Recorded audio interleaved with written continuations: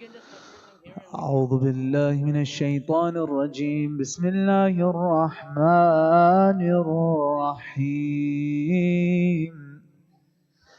إن الله وملائكته يصلون على النبي يا أيها الذين آمنوا صلوا عليه وسلموا تسليما.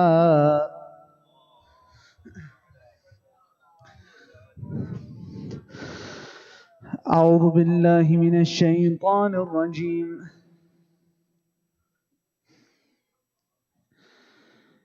بسم الله الرحمن الرحيم.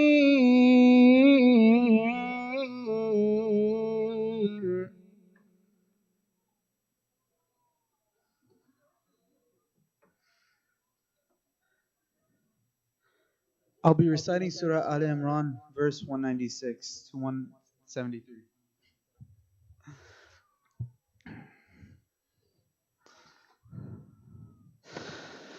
ولا تحسبن الذين قتلوا في سبيل الله أمواتا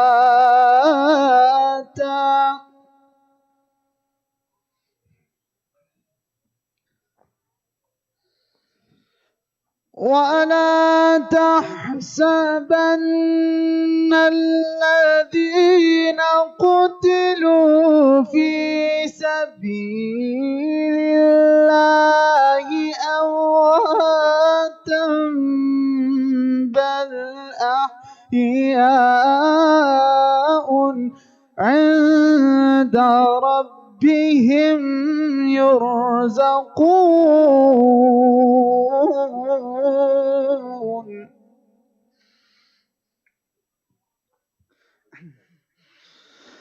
فرحين بما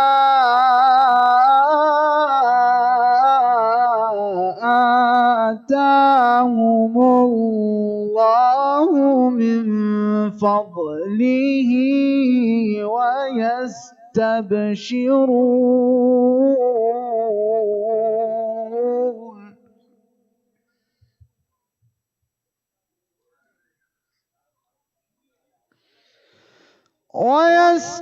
ويستبشرون بالذين لم يلحقوا بهم من خلفهم ألا خوف عليهم ولا هم يحزنون.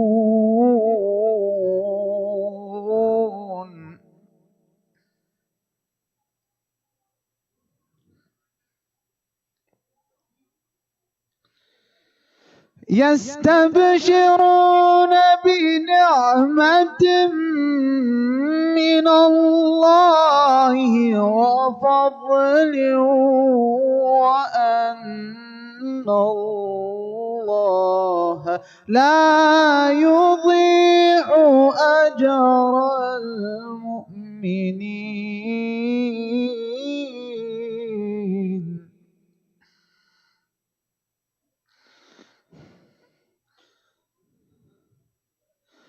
الذين استجابوا لله والرسول من بعد ما أصابهم القرح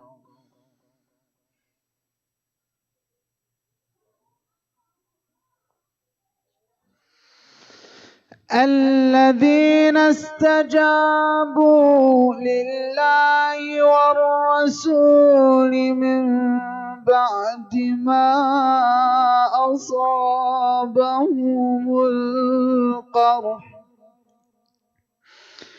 للذين أحسنوا منهم واتقوا أجر عظيم.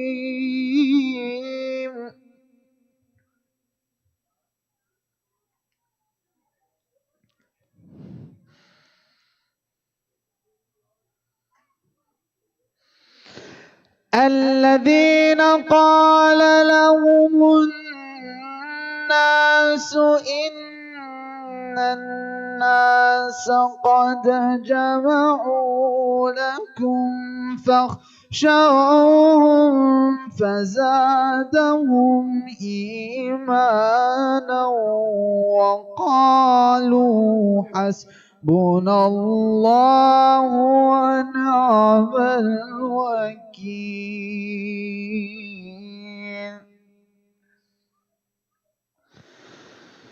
بسم الله الرحمن الرحيم.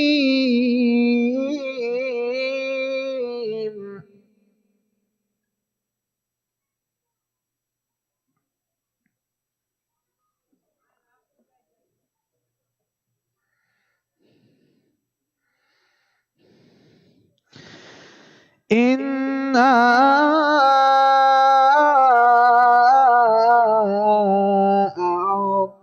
أعطيناك الكوثر.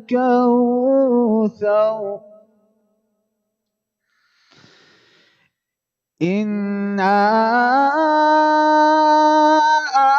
أعطيناك الكوثر فصل لربك وانحر إن شانئك هو الأبتر. صدق الله العلي العظيم.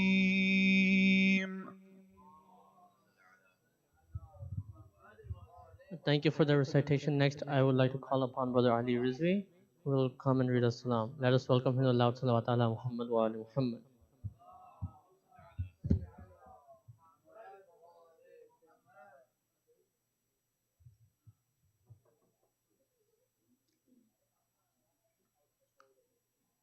پر محمد وآل محمد صلوات اللہ.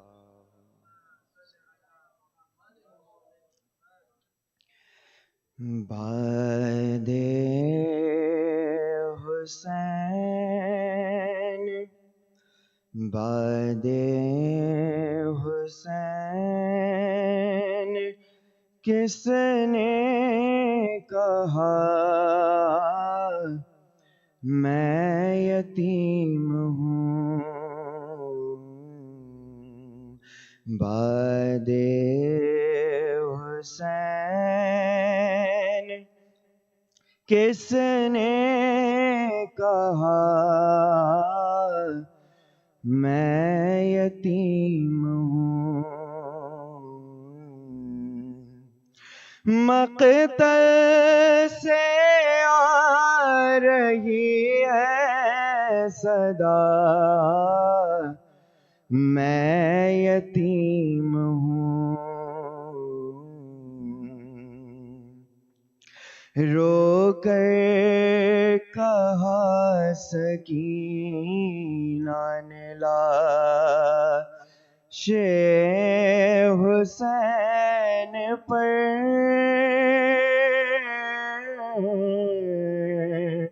رو کر کہا سکینہ نے لاش حسین پر اب جا کے یہ یقین ہوا میں یتیم ہوں. بولی سکینہ شمر سے کانوں پہ رکھ کے ہاتھ بولی سکینہ شمر سے کانوں پہ رکھ کے ہاتھ گوہر نہ بہرے خدا میں یتیم ہوں، میں اپنے آنسوؤں سے بجھا لوں گی اپنی پیاس، میں اپنے آنسوؤں سے بجھا لوں گی اپنی پیاس، دریا سے لوٹ آؤ چچا میں یتیم ہوں،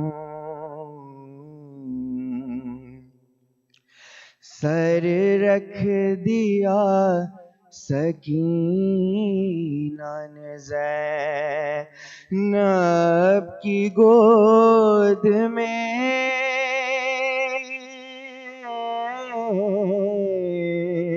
سر رکھ دیا سکینہ نے زینب کی گود میں، رکھنا پھوپھی خیال میرا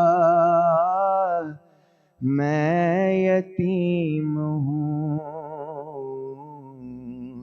باد حسین کس نے کہا میں یتیم ہوں، صلوات.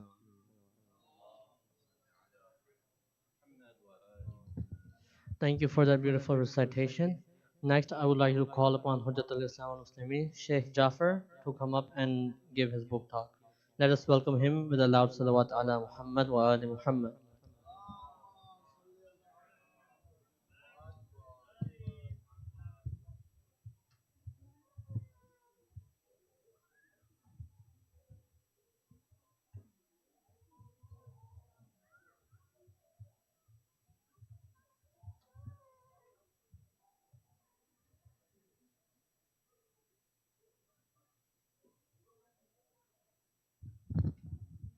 As we have Sheikh coming up, just a few announcements.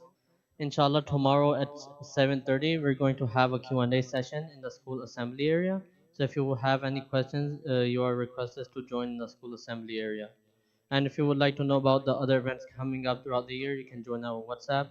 And please don't forget to donate generously so we can continue programs like these and serve the community. Let us welcome Sheikh Jaffer with the last salawat ala Muhammad wa ali Muhammad.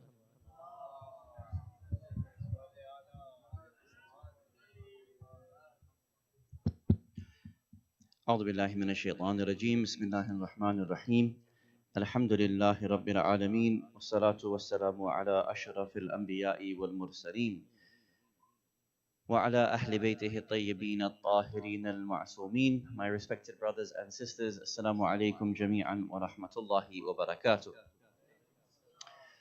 My thanks again to the organizers allowing me a few minutes to be able to present some of the works that we have published. I brought with me a few of the works. Alhamdulillah, we had a delivery, which we didn't have the other night when we presented some of them to you. So on the far left, there is a book which is called The Hidden Treasure, which is a biography of Lady Kulthum alayha salam. We all know that there are two great daughters in the events of Karbala, Kufa, Sham, and back to Medina al-Munawwara. They not only led the qafila, but also led the spread of the message of Karbala until even you and I are able to share in that blessing today. Sayyida Zainab al-Kubra is the elder daughter of Imam Ali alayhi salam and Lady Fatima alayhi salam.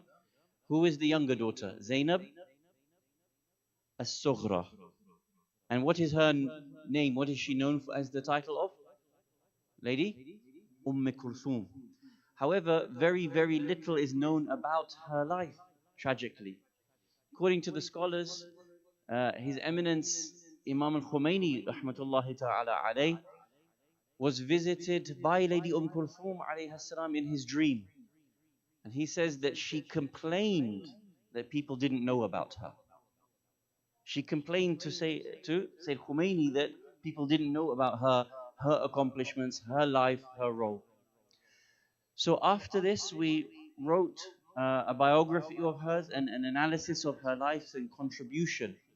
And the idea is to honor her great contribution to Islam. So this book is available here called The Hidden Treasure, which is the biography of Sayyidah Kulthum alayhi salam. Next you can see is our covenant on the environment, which is called Al-Mizan. This one is for free. It is actually available from the website to be downloaded for free.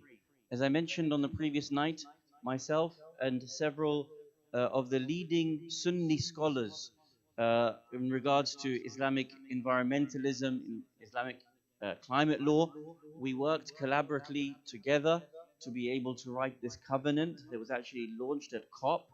And the idea is, again, for us to be able to think about what our duties are towards the environment, inshallah. So you can find this available on the website, on Al-Mizan website, and you can download it for free. The next work is A Star Amongst the Stars, which is a biography of the great companion Jabir ibn Abdullah al-Ansari. And you all know about some of the things that Jabir has accomplished. For example, if I asked you who is the first ever Za'ir of Imam al-Hussein alayhi salam, Jabir ibn Abdullah al-Ansari. But there are many, many great accomplishments that he had within his life. I'll give you one as an example that we go through in the book. There was a period of time when our fifth holy Imam, Muhammad al-Baqir, salawatullah wa salamuhu alayh, was criticized by the people of Medina for quoting hadith directly from the Prophet sallallahu alaihi wasallam. Just think about that. Imam al-Baqir alayhi salam comes 80 years after the Prophet. Normally a person would say, I heard my father Imam al-Sajjad say, who heard from his father Imam al-Hussein, who heard from his father Ali ibn Abi Talib, who heard from Rasulullah. Imam al-Baqir alayhi salam, to show his wilaya, used to skip that chain of narration and used to say, Qara Rasulullah sallallahu alayhi wa alayhi. The people of Medina and the scholars of Medina literally cursed and abused Imam al-Baqir alayhi salam, saying, look at this kid, he's quoting directly from the Prophet, how can we trust him? And the scholars of Medina tried exiling Imam al-Baqir alayhi salam. Imam needed a strategy to be able to overcome the criticisms that Ahl al-Medina had against him. One of the tactics Imam al-Baqir alayhi salam used was the authority of Jabir ibn Abdullah al-Ansari, being that grand companion of the Prophet. First, Imam al-Baqir alayhi salam used to go every day to the house of Jabir, and it would appear that he was learning a hadith from whom? Jabir ibn Abdullah al-Ansari. So Imam al-Baqir alayhi salam used to quote Jabir. Jabir said this, Jabir said that. And then very quickly, the plan, the strategy between them was that Jabir, the most famous companion living, would start quoting Imam al-Baqir alayhi salam. You see, Ahl al-Medina used to go to Jabir because he was the last living companion. He said, tell us about the hadith of the Prophet. And Jabir would start telling them the hadith of Imam al-Baqir alayhi salam.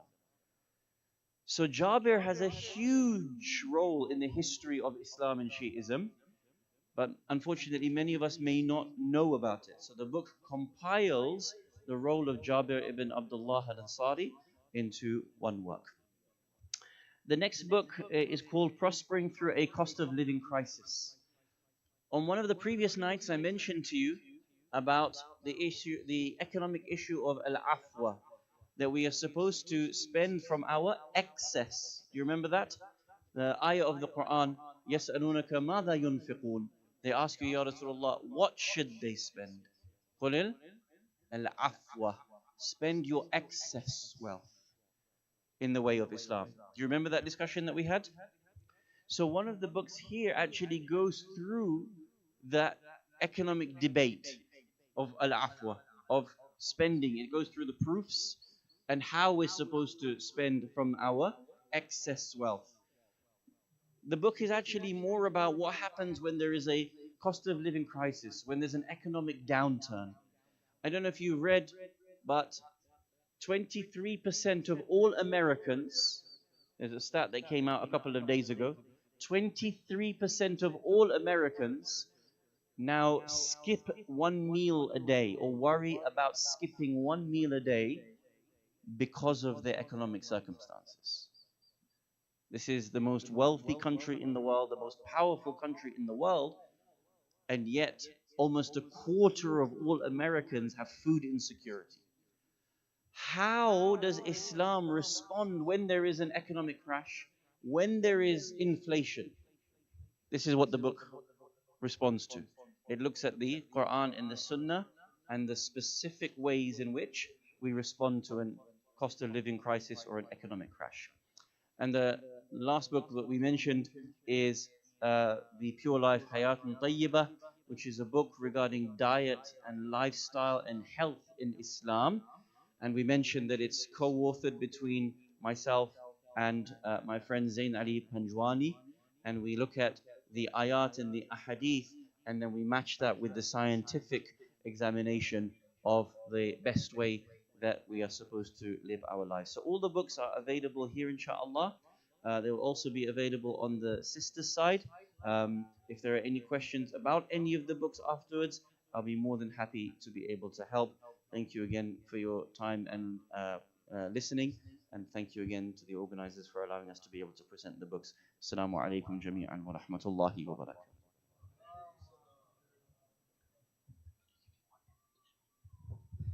So brothers and sisters, inshallah, I would like to request everyone on the ladies side and the gents side to please move to my right side, so your left side, so whoever's coming later on, it's easier for them to join us.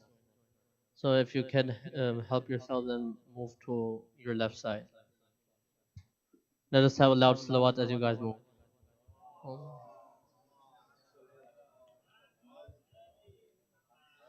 Inshallah, these lectures will continue until tomorrow night, Laylatul Jum'ah, and we will be having the programs as usual. Tomorrow will be the last night right after Salatul Maghrib and Dua Kumel. And the tomorrow special program is a Q&A session, which will be held right before Salatul Maghrib at 7:30 on the second floor in the school assembly area. All of you are requested to attend these programs. And last but not least, another reminder that if you would like to join the WhatsApp group, you can ask any of the volunteers, and inshallah they will be able to guide you to join the WhatsApp group. And without further ado, I would like to call upon Hujjatul Islam wal Muslimin, Sheikh Jaffer Ladak. Let us welcome him with the three loud salawat ala Muhammad wa ali Muhammad. Thank you.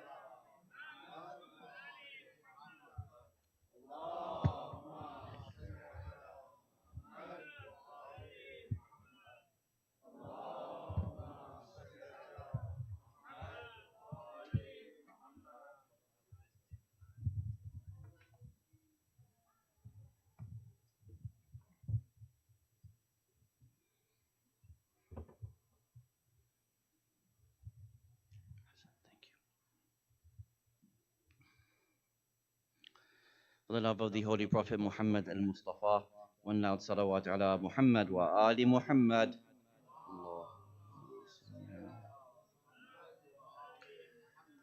We'll need several verses of the Holy Quran. If you can kindly open the following verses. The first one is chapter number 55, Surah Ar-Rahman.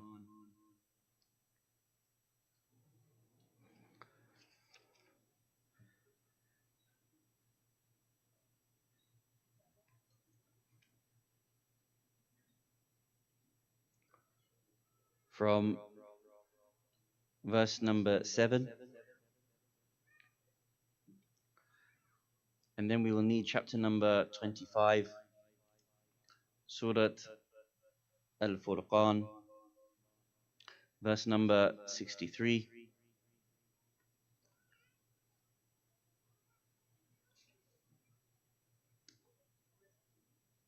verse number 63.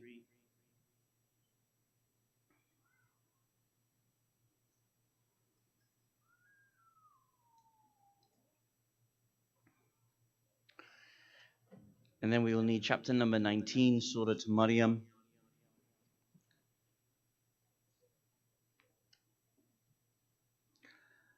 from verse number 88. And then the last ayah will be chapter number 7, Surah Al-A'raf, verse number 96.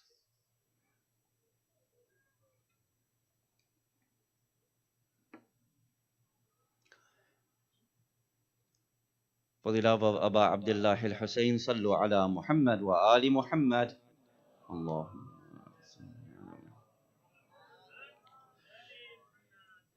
أعوذ بالله من الشيطان الرجيم. بسم الله الرحمن الرحيم. الحمد لله رب العالمين. الحمد لله الذي هدانا لهذا وما كنا لنهتدي لولا أن هدانا الله. والصلاة والسلام على أشرف الأنبياء والمرسلين خاتم النبيين سيدنا الممجد بشير المصدق المصطفى الأمجد محمود الأحمد أبي القاسم محمد وعلى أهل بيته الطيبين الطاهرين المعصومين ولعنة الله على الظالمين من الأولين والآخرين. أما بعد، فقد قال الله سبحانه وتعالى في كتابه المجيد وقوله الحق: بسم الله الرحمن الرحيم. والسماء رفعها ووضع الميزان ألا تطغوا في الميزان وأقيموا الوزن بالقسط ولا تخسروا الميزان والأرض وضعها للأنام فيها فاكهة والنخل ذات الأكمام. آمنا بالله صدق الله العلي العظيم. صلوا على محمد وآل محمد. اللهم صل على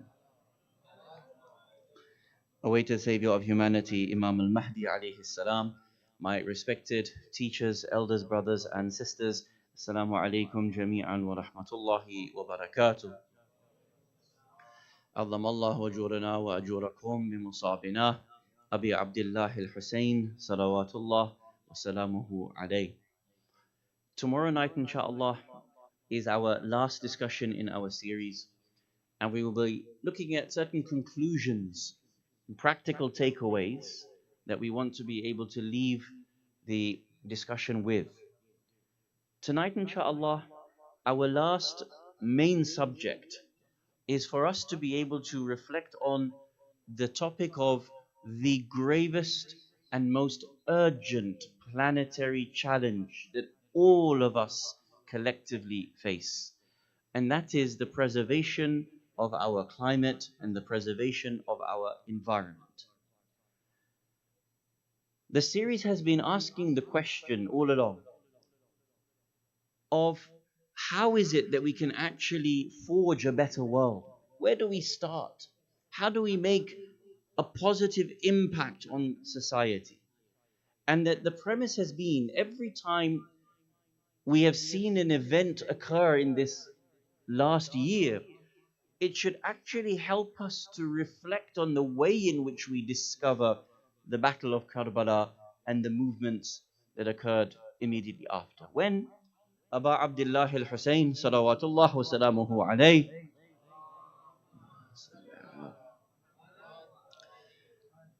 leaves Medina for the last time, he has that famous statement which is actually bringing together the entirety of his mission in just a few lines. إني لم أخرج أشرا ولا بطرا ولا مفسدا ولا ظالما وإنما خرجت لطلب الإصلاح في أمتي جدي محمد صلى الله عليه وآله وسلم. I'm not rising against the tyrant Yazid because this is something that I'm doing to make mischief, or I'm doing it out of just folly and fun. And I'm not doing it because I'm an oppressor or a tyrant. I am rising for one reason, and that is to bring reformation within the ummah of my grandfather and my father, Amir al-Mu'mineen alayhi wassalam. If you imagine the gravest challenge that faces the world today, there is no greater challenge that faces the entirety of the human species, as well as all other species within this planet, and that is the challenge of rescuing our environment from global warming and the entirety of the planet from the way in which collectively the human community has been destroying this planet that we are living on. What we want to do tonight, inshallah, is not only to show you ayat and ahadith that speak about the importance of environmental preservation. I imagine that although it may be some of the verses might be new to you, or some of the ahadith might be new to you, but we need to go a lot deeper into the discussion. We need to really think about the behavioral change that is needed at three levels. One, the individual familial level. Two, the communal level. And then number three, the way in which our laws need to work for the safety of the entirety of the planet and the human civilization. And we'll spend half our time talking about the verses and ahadith, but then we'll spend half the time having a more frank dialogue and discussion about where the school of Ahlul Bayt alayhim wassalam needs to take this particular topic. And what I hope is less majlis and more a very frank conversation about the idea of what Islam is, the idea of what Shiism is. Is it that when a disaster occurs, or when we are faced with a challenge, a human problem that occurs within our communities or civilizations, at what point does the Islam that you and I are practicing, or the Shiism that you and I are practicing, at what point does it genuinely become active and a leader in that particular matter? So that instead of the rest of the world leading us when it comes to these issues, we actually take the mantle and become an example for the rest of humankind. Inshallah, we'll come to this as we come along into the discussion.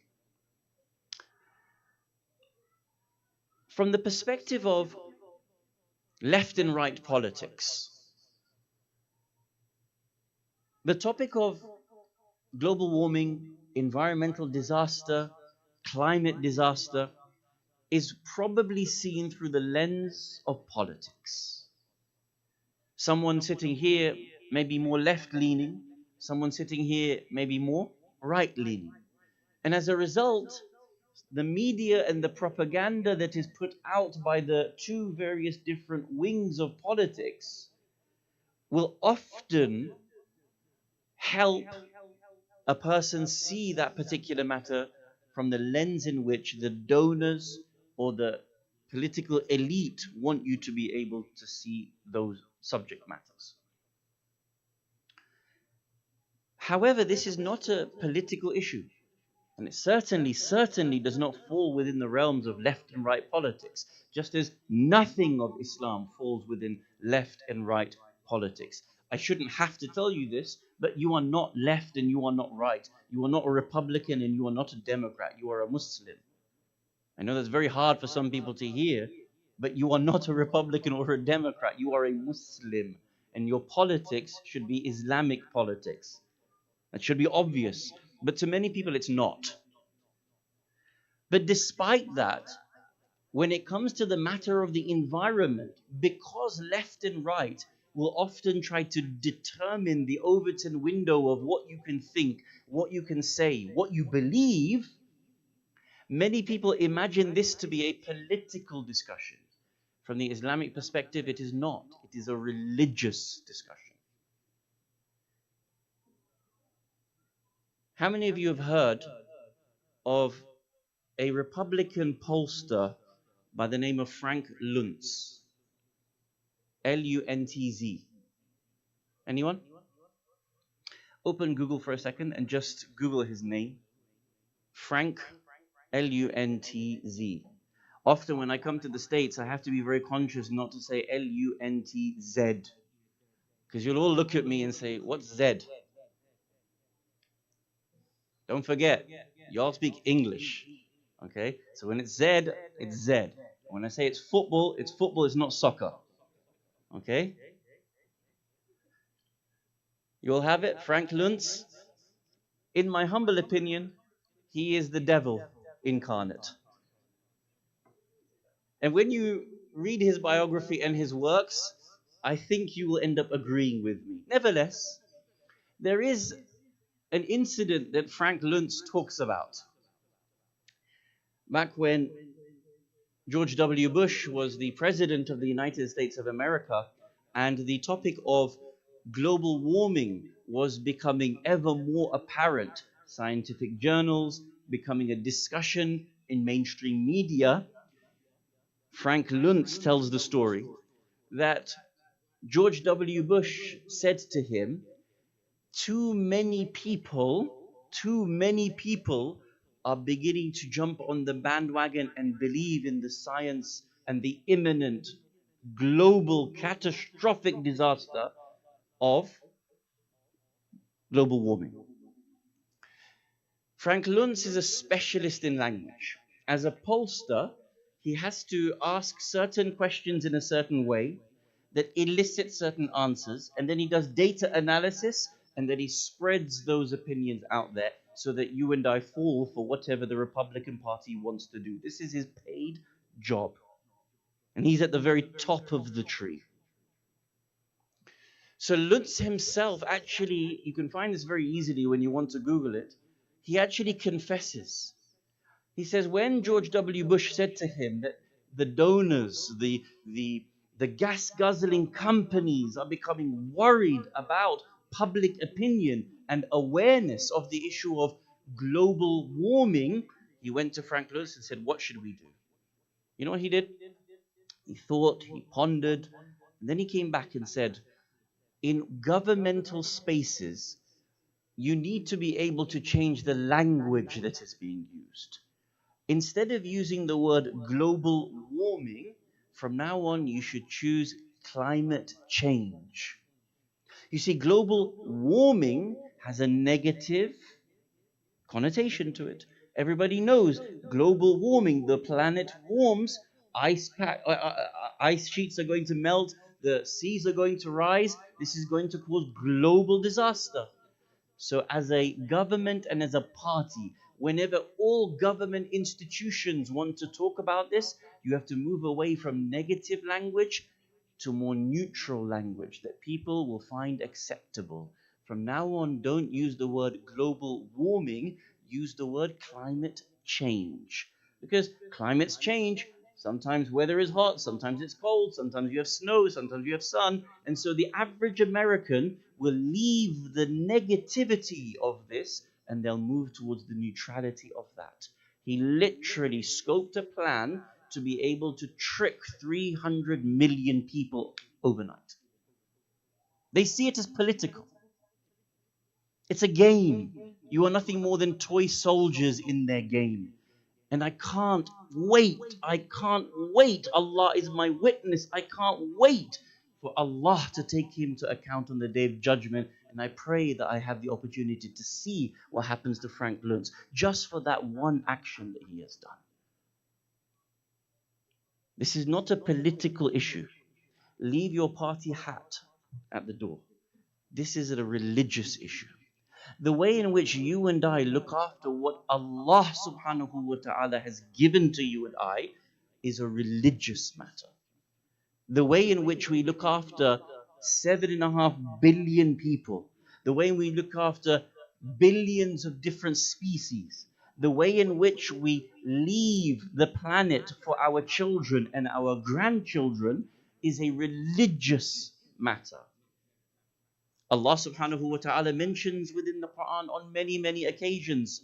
For example, ظهر الفساد في البر والبحر بما كسبت أيدي الناس.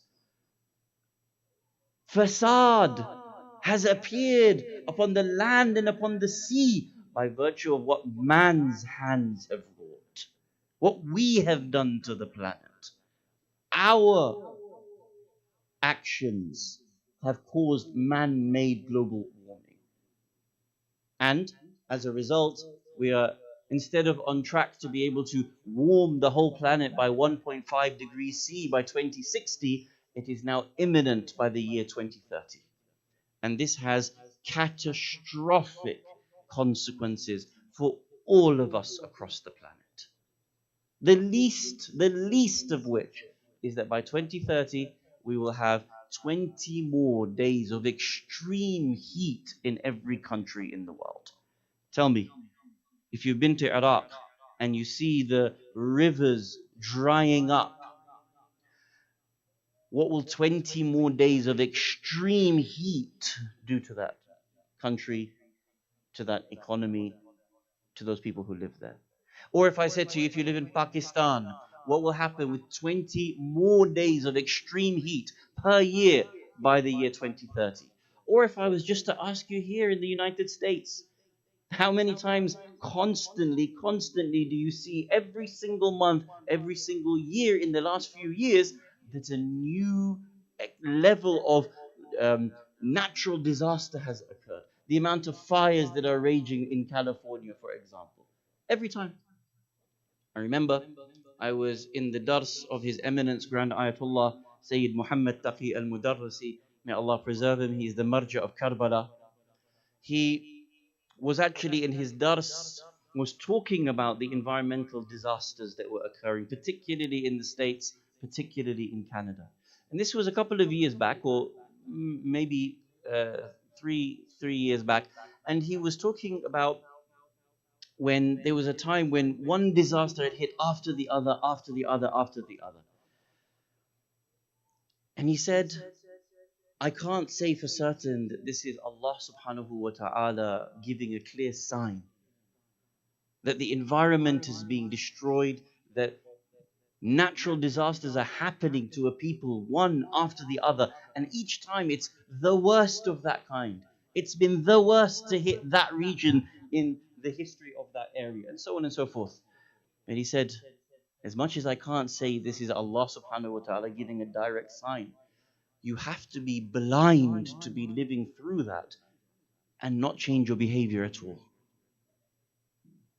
And I can show you from the ahadith and Quran how much of a religious matter this is and not just political matter.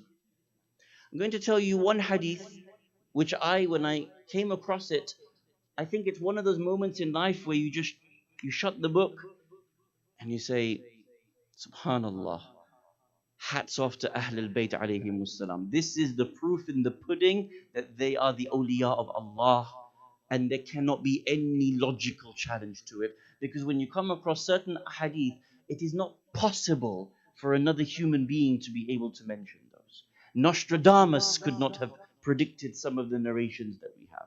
We have narrations that talk about at the end of time, you will be able to look into the palm of your hand and speak to a person from the other side of the world. Is it possible for anyone other than with prophetic knowledge to tell you that? No. Now listen to this hadith from our 8th holy Imam, Ali ibn Musa al-Ridha, salawatullah wa salamuhu alayh.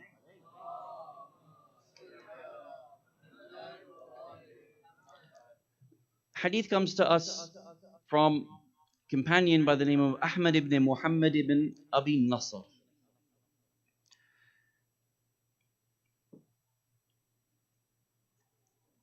He says the following. سمعت الرضا عليه السلام. I heard Imam al-Ridha عليه السلام say, يقول قبل هذا الأمر بيوح. Before the event of the 12th Imam will be buyuh. قبل هذا الأمر. Amr refers to what? The return, the dhuhr of the 12th Imam. May Allah hasten his reappearance. قبل هذا الأمور or قبل هذا الأمر بيوح. I'm not going to translate the word بيوح yet. قبل هذا الأمر بيوح. The companion says, فلم أدري ما البيوح. But I didn't understand. I didn't know what is the meaning of the word buyuh. Sometimes even in any other language, if you speak English, I might use a word, you might use a word. You don't know the meaning of that word. An Arab is saying, I didn't understand the meaning of the word buyuh. فحججت. Anyway, I went on Hajj that year. فسمعت أعرابيا, and I heard a Bedouin يقول, say, هذا يوم بيوح. This day is buyuh.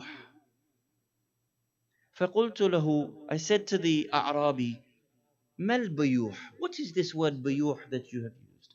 I heard Imam al-Ridha alayhi salam say, before the advent of the 12th Imam will be buyuh. You've used this word. Mal buyuh. What is the meaning of the word buyuh? فقال, الشديد الحار. Excessive heat and warmth. Before the coming of the 12th Imam, there will be excessive warmth, or what you and I call today global warming. Can you imagine? Is it possible this hadith to come from anyone else? Can any other than Ahlul Bayt alayhim wassalam predict what we are living through in such accuracy to be able to say such things? And this is why we believe in the holy Ahlul Bayt salawatullah wa salamuhu alayhim ajma'een.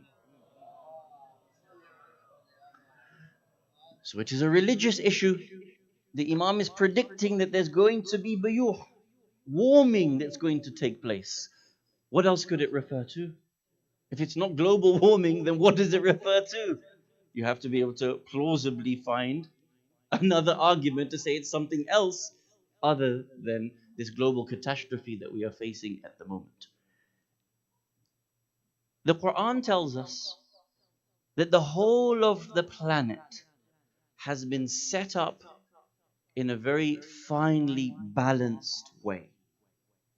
And that God forbid, when we destroy or abuse one of these fine balances, like anything else that is set up in balance, everything else is affected by it. If I knock off one leg of the table, not only does the table fall, but everything that is on the table will fall as well. Open your Qur'ans to chapter number 55, Surah Ar-Rahman. Which verse did we say to open from? Verse number? Ahsant.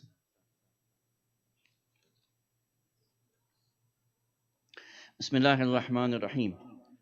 وَالسَّمَاءَ رَفَعَهَا وَوَضَعَ الْمِيزَانَ.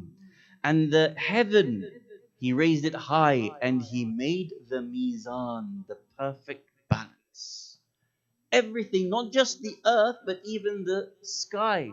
Here, the word sama is, when we have the word samawat, let me do a little bit of tafsir for you so you try to understand. What is the difference between samawat and sama in the Quran? Okay, what is the samawat? What does that mean? Do we have 7 skies? Okay. We have 7 layers. Ahsant. What does that mean that we have 7 layers?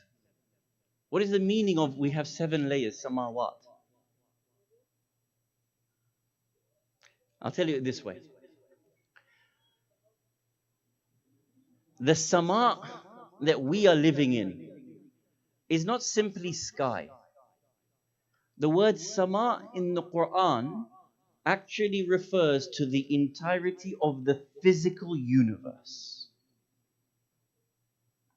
When Allah subhanahu wa ta'ala says we have made the sama wal ard, he doesn't mean sky.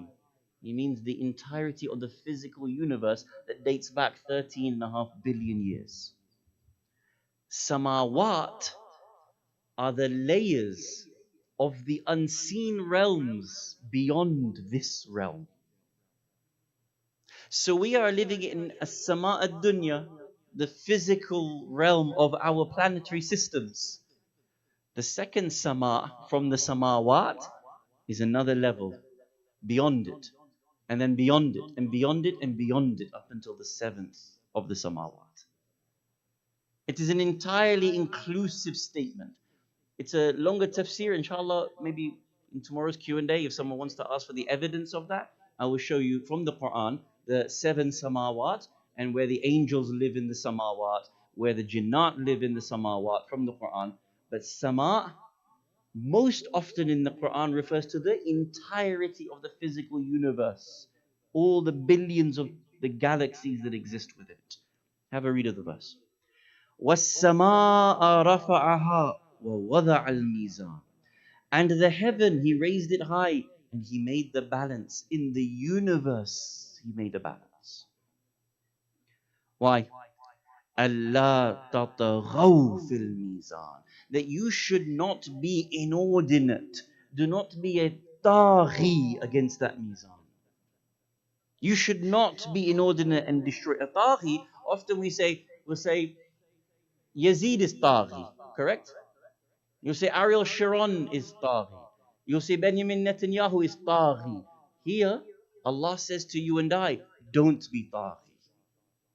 You yourselves don't become that person who is inordinate against the balance that God has set up within His creation. Allah tataghaw fil mizan wa aqimul wazna bil qisti wa la tukhsirul mizan. And keep up the balance. This is a statement of command from God. Wa aqimul wazn. Where else in the Quran do you hear aqimu? Ahsan. Aqimus salat wa atuz zakat. When you know the extent of the wujub that is placed within aqimus salat, what do you think here Allah subhanahu wa ta'ala is saying? Aqimul wazn. Make sure you uphold that balance that God has created within the physical universe. How? Bil qisti, with equity in the way in which you live. Wala tukhsirul mizan, and do not make that measure and balance deficient. Don't overgo it, being taghi, and don't do khusran on it. Don't make it less. Incredible, Allah subhanahu wa ta'ala. I tell you, everybody knows these verses. How often does our community recite Surah Al-Rahman? Constantly. Wedding comes, open Surah Al-Rahman. Funeral comes, people recite Surah Al-Rahman. Someone is dying in Sakarat al-Maut, what do they recite? Surah Al-Rahman. How often have we bothered to actually think about what God is telling us in these verses? Allah tataghaw fil mizan. Open to chapter number 25, Surah Al-Furqan, verse number 60. Ahsant. Bismillahir Rahmanir Rahim. وَعِبَادُ الرَّحْمَنِ. The servants of Ar-Rahman are who? Now, do you want to be considered as amongst the servants of Allah? Inshallah, you do. It has from verse 63 to verse 74 a whole sequence of the sifat of Ibadur Rahman. Look at how Allah begins the entirety of the sifat. الَّذِينَ يَمْشُونَ عَلَى الْأَرْضِ هَوْنًا. The sifat of the Ibadur Rahman. The first sifat is that you walk on His earth gently. Does it mean that you don't do star jumps? Does it mean that you don't play fight on the bed and then throw your little brother off? No, it's not what it's talking about. It means you don't abuse God's planet and the system. That when you extrapolate from it, when you take from the earth, you must do it with care and gentleness, consideration for everything else within the planet. If we don't, then that's the first sifa corrupted from amongst being Ibadur Rahman.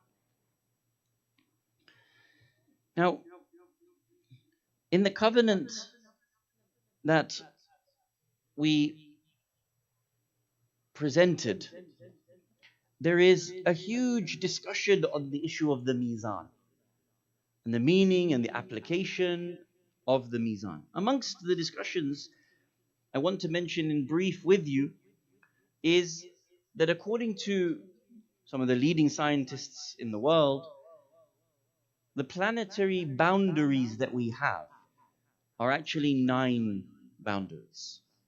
These constitute the Mizan in the earth and within the planetary boundaries all the way up to the various levels of the ozone layer.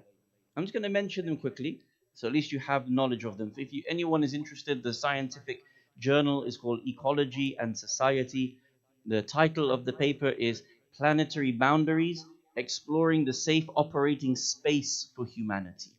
And the authors mention 9 areas in which we are supposed to preserve the planet. I'm just going to read to you part of the introduction and then tell you the 9. And I'm just going to give you one example of how simple it is to be able to preserve from amongst the 9 different planetary boundaries that we have to stay within to keep the Mizan going. Anthropogenic pressures on the Earth system have reached a scale where abrupt global environmental change can no longer be excluded. We propose a new approach to global sustainability in which we define planetary boundaries within which we expect that humanity can operate safely within. Transgressing, being taghi, and la tataghaw fil mizan. Transgressing one or more planetary boundaries may be deleterious. It can delete.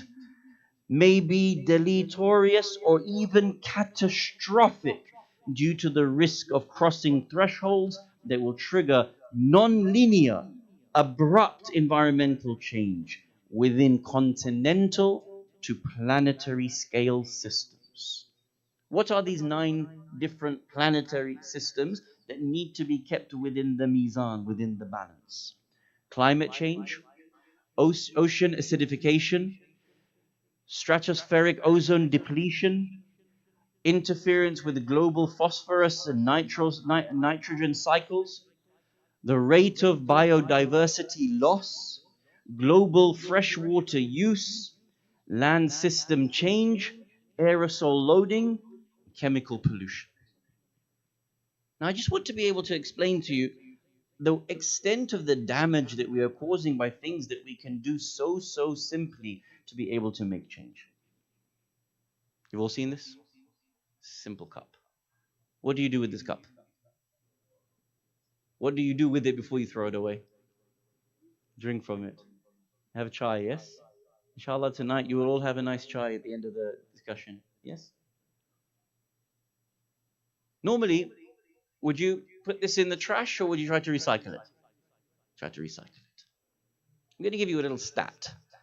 This is a back of a, in England we say back of a fag packets stat. You know what I mean by that? What do I mean by that?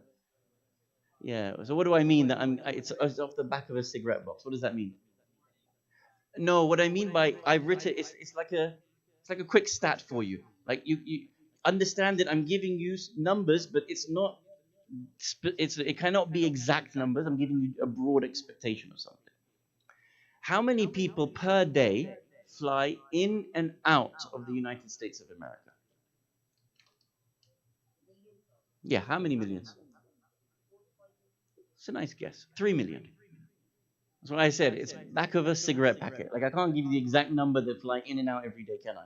Right? Now sometimes you fly from inside the country to inside the country, correct? It's a domestic flight. Someone might fly from JFK to Orlando, for example. They're flying to MCO, for example. And of course, at times, other flights are international. You're flying from London Heathrow to JFK, for example, right? In total, 3 million people per day are flying in and out of the country, in and out of the country. Now, on a short flight, on a domestic flight, how many of these would you expect? You know that the steward or stewardess is coming around, tea, coffee, drink. How many per flight will you have? 2, 3 of them? Should we just say 2 as an example? On an international flight, how many do you expect to have? Well, when I flew here, I can tell you they came around 4 times just to give coffee in this. Okay? So let's just pick the number for the sake of picking it and keep it at 2 for domestic and keep it at 2 for international flights because it makes the math easier. That's why I said it's back of a cigarette packet kind of numbers for you. So if there's 3 million people coming in and out per day, and they're offered this twice, and every person takes it, how many times are they taking it? 6 million. Not too difficult. Now, what you may not know is this is not recyclable. Why is it not recyclable? Ahsant. There's a plastic coating on the inside, which is why your coffee or your chai doesn't seep through. Have you not noticed that when you drink this, it doesn't seep through? You don't burn yourself? Why is that? It's got a plastic coating. That plastic coating means that this cannot be recycled. It'll go straight in the trash, and it will go where? It'll end up in the oceans, and it will end up causing all of the imaginable damage that you can possibly fathom. If you had one rule for yourself, if I was flying from London to New York, and I just said, instead of me taking 4 different cups of coffee, every time they came round, I would just reuse this one cup. Do you know the extent of what we would actually be able to save in the planet? If we actually have twice used this, every day, those 3 million people coming in and out, this is enough to cover the surface of 3 soccer fields. That's how much trash. I'm picking to you one item on one incidental example of a flight that we are giving it 2, 3, 4 times. And the amount of trash on that daily flight of 3 million people who use this is enough trash to cover 3 soccer fields. Incredible, isn't it? And by the way, if you noticed, I didn't say football fields. Did you notice? There's no such thing as soccer. Ha! Grr, arg. Can you see? One item, one day.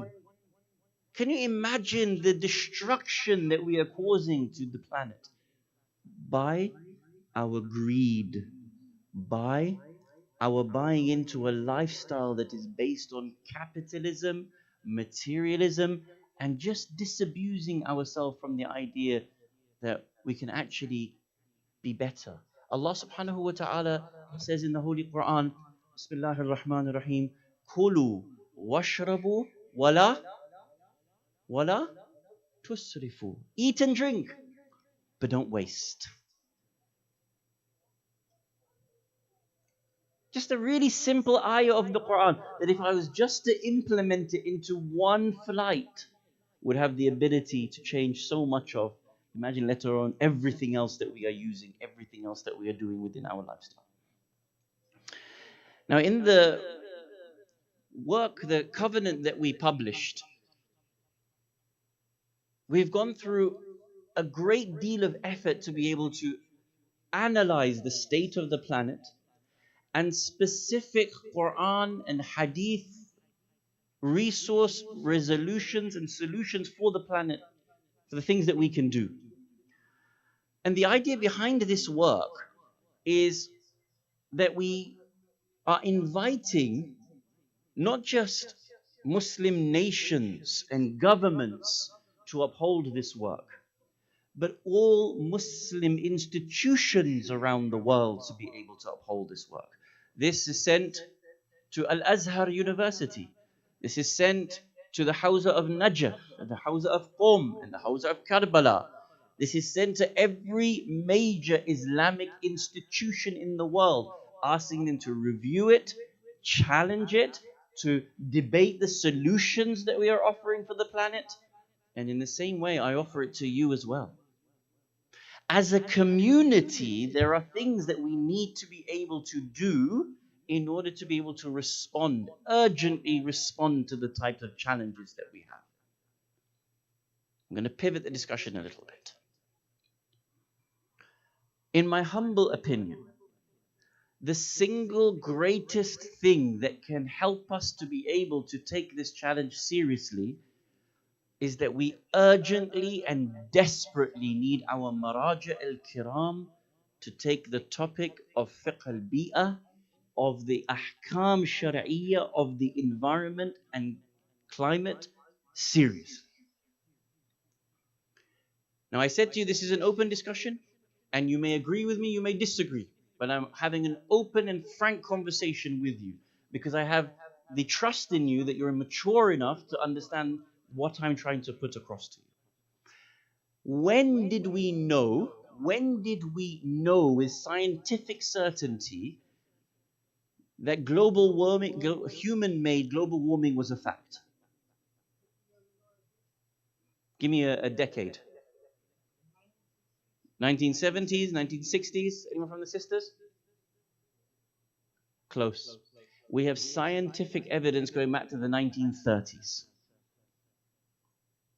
We have scientific evidence going back to the 1930s. We're talking 100 years that we have known with scientific certainty that we are warming the planet by the things that we do.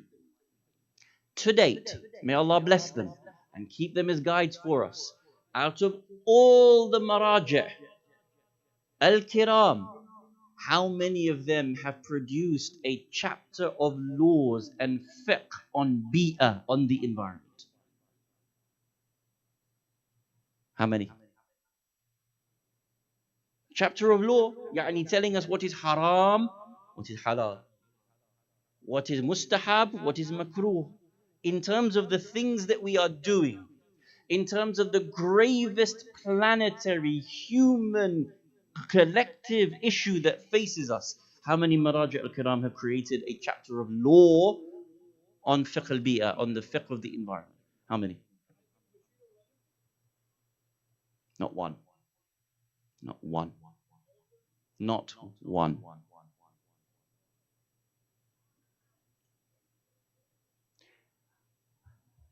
I remember once we had the honor of visiting His Eminence Grand Ayatollah Sayyid Ali Hussein al-Sistani, may Allah preserve him for us. We were with a group, and sometimes, you have the opportunity to ask a question or two. There was one person in the group, may Allah bless this person. We had one question. Sometimes you only get a couple of minutes. His Eminence is busy. What do you think was the one question that this person asked? He said, Sayyid, the toilets inside the haram are often very dirty and messy. Is there anything you can do about this? Allah is my witness that this question was asked. The one question, the 3 minutes that we had. I'm not saying it's not an important question. Tahara and Nizam is from Islam. At-Tahara min al-Iman. But inside the haram, there are people who are responsible for that. And we could ask them, can you please make sure that the standards are better? There's representatives in the haram to be able to ask that. When you go and visit your marja, when you are relaying conversations back to the wakil of the marja, when you're asking about what is happening in the hawza in regards to your needs here in the West, what is the most urgent conversation that we need to be able to bring up? Where is a bona fide fiqh of bi'ah and environment that actually governs our practices the same way it governs our practices in every other part of our life? What is haram and what is halal? Am I allowed to do this act that actually participates in global catastrophe and the potential massacre of millions of people, the potential destruction of my planet? Ask those questions. And there are many, many, many that we need to be able to ask of that kind. I'm going to give you one.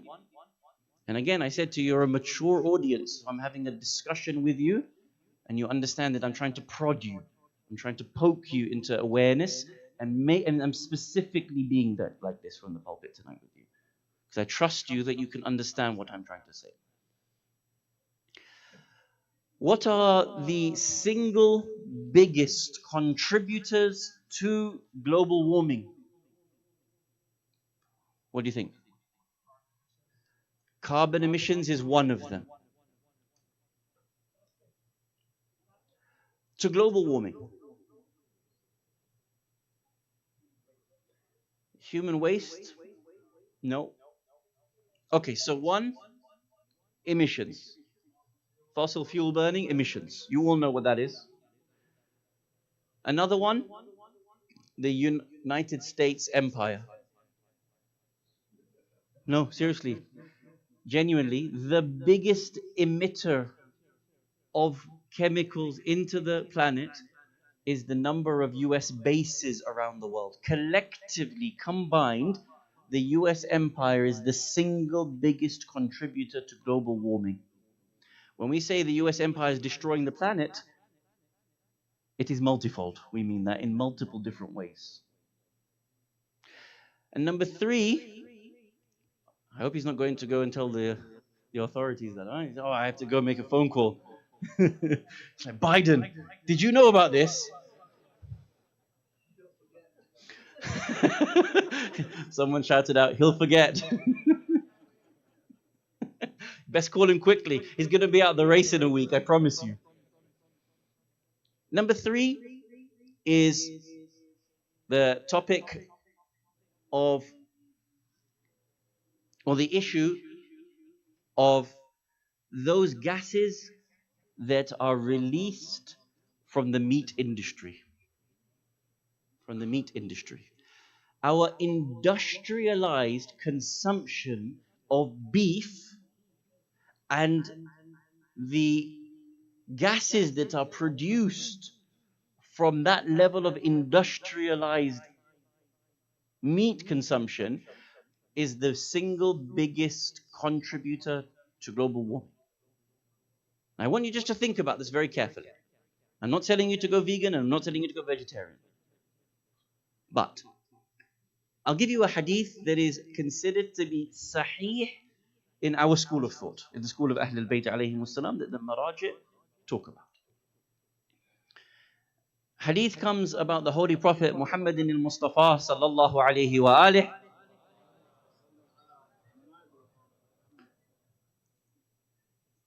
There was a time when, in the early period of the movement of Islam, that the amount of animals that they had to be able to take their weapons to the battlefront were very limited. And so they used to place the weapons on camels, they used to place them on donkeys, they used to place them on horses. Right? Makes sense. The donkeys that used to carry those weapons to the battlefield, the Prophet himself, sallallahu alaihi wa alih, temporarily made haram to eat, because if those animals were slaughtered, then they would not be there as a vehicle to transport the weapons to the battlefield. Are you with me? You understand? Obviously, if you don't have the weapons in the battlefield, how are you going to be able to defend the ummah from the Quraysh? Correct? So in order to make sure there were enough animals, the Prophet temporarily made haram shar'an. The dynamicism of his fiqh was that he temporarily banned. And if you actually happened to eat an animal that was prohibited from being eaten, it would have been sin upon you. An animal that normally you could have eaten, for these number of days and weeks, haram for you to eat. The Prophet temporarily banned something in order to protect the Muslim ummah from harm coming its way. That was temporary harm. We're talking about a period of a week, 2 weeks, a month, whilst the battle is raging. Here we are talking about the consumption of meat and animals that is producing globalized harm. Several billions people's health is affected by it. When you have these sorts of ahadith, we actually have hadith that open up the fiqh discussion to ask whether these can be used within the fiqh as examples to help us to be able to deal with the matters that we have at hand. The fact that the Prophet himself temporarily banned the consumption of a certain type of animal to protect tens of thousands of people immediately raises the question, well, today, can we also use certain ahadith like this to be able to temporarily reduce or stop the amount of meat that we are eating in order to protect the entirety of the planet? The point I make is that the Quran and ahadith covers all matters, doesn't it? Me and you believe that the religion of Islam is maximalistic. It has responses to everything in the entirety of human existence. So I'm asking you, where are the laws that we need to govern us when it comes to planetary catastrophe?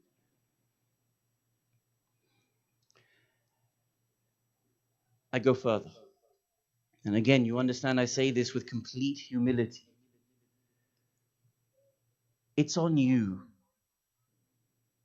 You will not be able to rely on others to be able to make this change.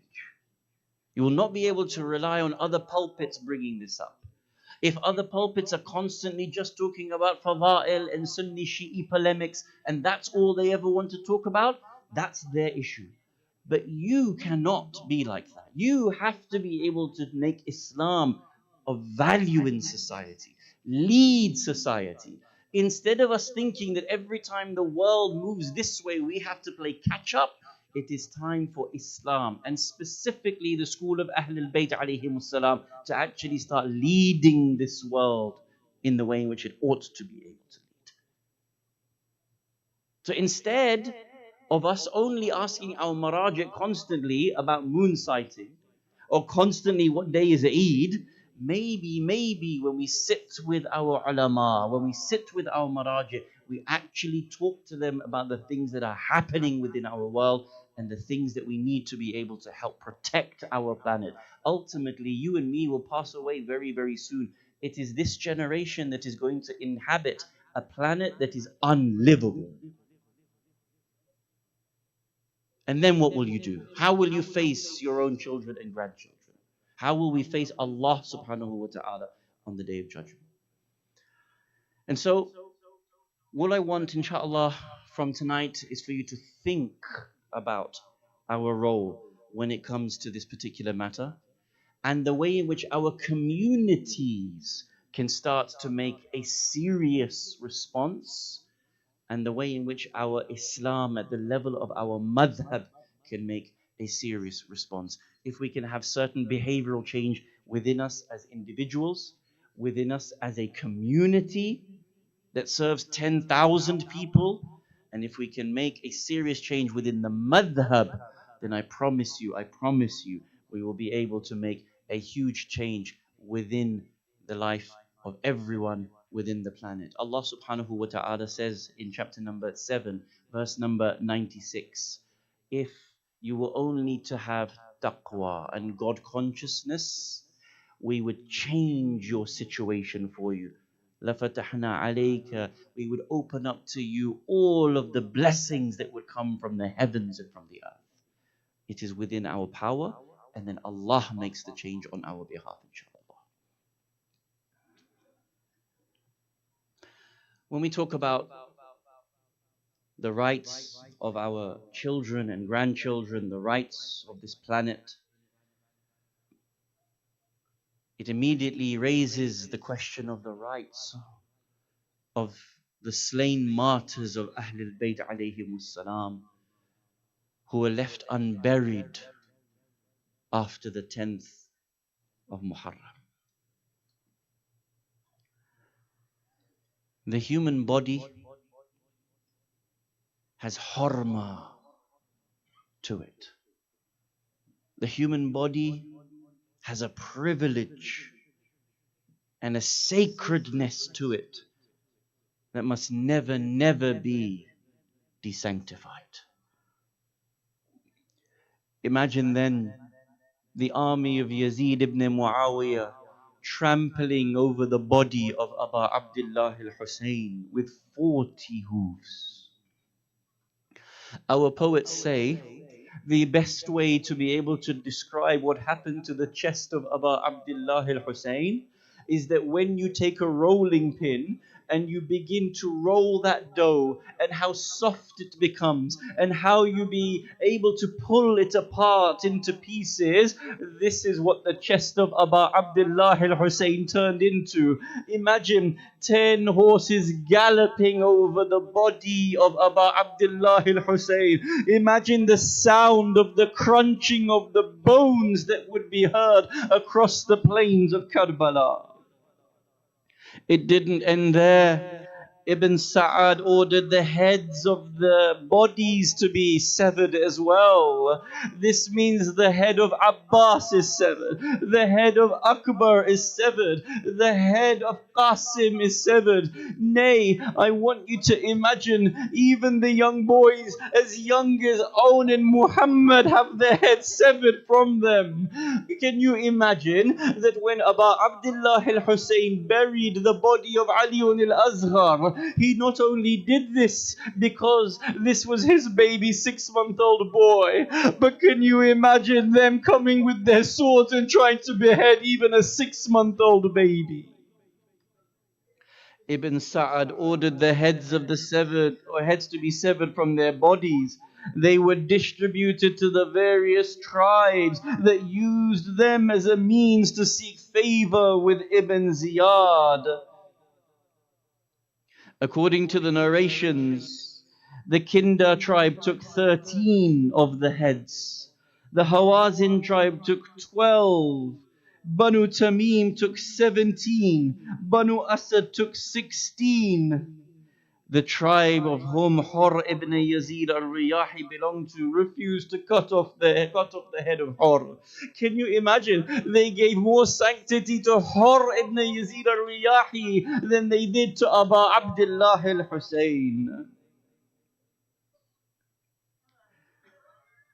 After this, one of the events that took place was the departure of the family from Karbala. What happened was that all of the women and children were gathered and they were forcibly mounted upon the camels without saddles. This was a custom that the Turks and the Romans used against the captives in order to humiliate them, in order to make their journey as difficult as possible. I want you to imagine that the 23-year-old Ali ibn al-Hussein Zain al-Abidin, who has been overcome by illness, overcome by so much illness that he can barely stand up. I want you to imagine that they place shackles upon his neck, that they place shackles upon his arms, that they place shackles upon his legs, but instead of placing him upon a camel like they did with the rest of the captives, they forced him to walk behind the camels, and every time that he would take a step, that one of those blades that was on his neck shackles would dig deeper and deeper until the neck of Zaid al-Abidin is bleeding, and every time he becomes tired, that someone like Shimr bin Joshim would come behind him and whip him and force him to hurry up. And then I want you to imagine that as the caravan is departing, they force the caravan to walk in between each of the shuhada. They are forced to see the headless bodies of their own family members, their brothers and their sons. I want you to imagine that as they see the broken bodies of their children, how would they feel? Would you not imagine that the mothers would fling themselves from the camel to try to crawl towards their children? Oh, Aun and Muhammad, what have they done to you, my babies?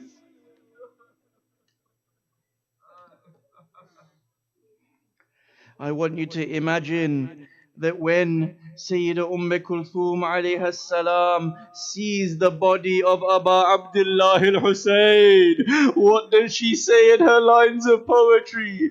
She turns her face towards Medina. She says, "Oh grandfather, this is Hussein lying under the open skies of Karbala. His blood gives him his ghusl, and it is the sands of Karbala that gives him his kafan." ألا لعنة الله على القوم الظالمين وسيعلم الذين ظلموا أي منقلب ينقلبون إنا لله وإنا إليه راجعون. ماتم حسين يا حسين يا حسين يا حسين. Ya Hussein. يا حسين Ya Hussein, Ya Hussein, Ya Hussein, Ya Hussein, Ya Hussein, Ya Hussein.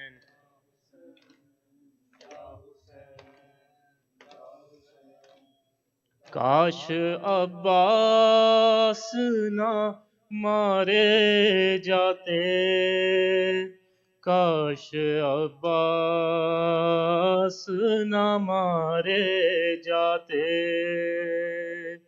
کاش عباس نہ مارے جاتے، کاش عباس نہ مارے جاتے، کاش عباس نہ مارے جاتے، کاش عباس نہ مارے جاتے، کاش عباس نہ مارے جاتے، کاش عباس نہ مارے جاتے، کاش عباس، کاش عباس. دونوں بازو وہ شہنشاہ وفا کے تھامے، لاش عباس پہ شبیر بکا کرتے تھے، بھائی تم بعد ہمارے جاتے، کاش عباس نہ مارے جاتے، کاش عباس نہ مارے جاتے، کاش نہ مارے جاتے. اس طرح لگتی نہ اکبر کے کلیجے پہ سنا، اس طرح ہوتی نہ سادات کے خیموں میں فغاں، یوں نہ زینب کے سہارے جاتے، کاش عباس نہ مارے جاتے، مارے جاتے، کاش عباس نہ مارے جاتے، کاش ہوتے تو اٹھا لاتے علمدار کی لاش، ساتھ شبیر کے دفناتے علمدار کی لاش، گر نہ زینب کے دلارے جاتے، کاش عباس نہ مارے جاتے، نہ مارے جاتے، کاش عباس نہ مارے جاتے. گردن شاہ پہ یوں رن میں نہ خنجر چلتا، یوں نہ خورشید امامت سر مقتل ڈھلتا، یوں نہ سر نیزوں پہ سارے جاتے، کاش عباس نہ مارے جاتے، کاش عباس نہ مارے جاتے، کاش عباس نہ مارے جاتے. پر محمد و آل محمد صلوات. زیارت.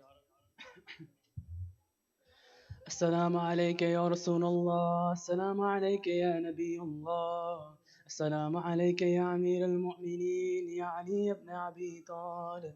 السلام عليك يا خديجة الكبرى أم المؤمنين. السلام عليك يا فاطمة الزهراء سيدة النساء العالمين. السلام عليك يا حسن بن علي المجتبى. السلام عليك يا أبا عبد الله. السلام عليك يا ابن رسول الله. السلام عليك يا حسين بن علي الشهيد بكربلاء. السلام عليك يا علي بن حسين زين العابدين. السلام عليك يا محمد بن علي الباكر. السلام عليك يا جعفر بن محمد الصادق. السلام عليك يا موسى بن جعفر القادم. السلام عليك يا علي بن موسى الرضا. السلام عليك يا محمد بن علي الجواد. السلام عليك يا علي بن محمد الهادي. السلام عليك يا حسن بن علي العسكري. السلام عليك يا حجة بن الحسن يا صاحب العصر والزمان. السلام عليك يا خليفة الرحمن. السلام عليك يا شريك القرآن. السلام عليك يا خابة الإمام وإمام الإنس والجان. عجل على ظهورك عجل على ظهورك يا ابن الحسن يا ابن الحسن. عجل على ظهورك عجل على ظهورك. السلام عليكم جميعا ورحمة الله وبركاته.